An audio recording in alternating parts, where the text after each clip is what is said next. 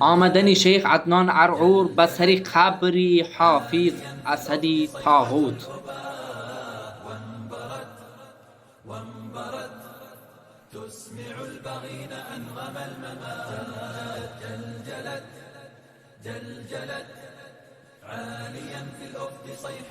الله اکبر، الله اکبر، الله اکبر، بنگرید که چگونه الله ما را بر طاغوت ها پیروز گرداند. اکبر، الله اکبر. چگونه الله تو و پیروانت را ذلیل کرد و الله پیروزی را نصیب مؤمنان گرداند. میانی من و تو موقف پیش آمد،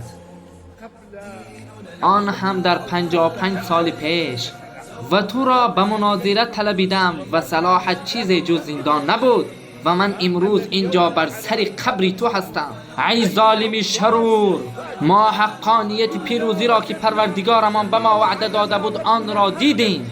آیا حقانیت آنچه را که پروردگارت بر تو وعده داده بود آن را دیدی؟ الله اکبر. و فرعون گفت ای بزرگان قوم، من برای شما خدای جز خود نمی شناسم.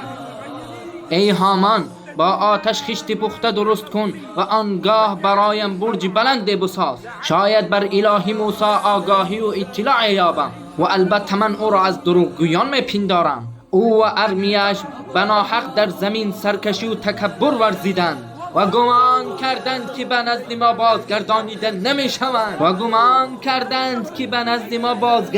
نمیشوند پس الله تو را برخلاف خواهشت به سوی خودش بازگردان و از الله میخواهم که با عدلش تو را مورد محاسبه قرار دهد و انتقام یتیمان و بیوزنها را بگیرد و انتقام مجروحان و مساکین و مظلومان را بگیرد.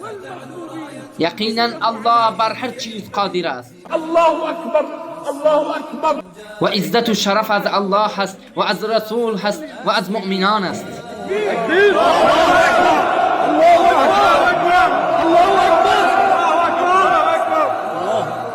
و از الله میخواهم که به من توفیق دهد قبر فرزند پستی تو را زیارت کنم، همین گونه ای که قبری توی لعین را زیارت کردم. لعنت الله بر تو و به امثال و به پیروان تو باد. الله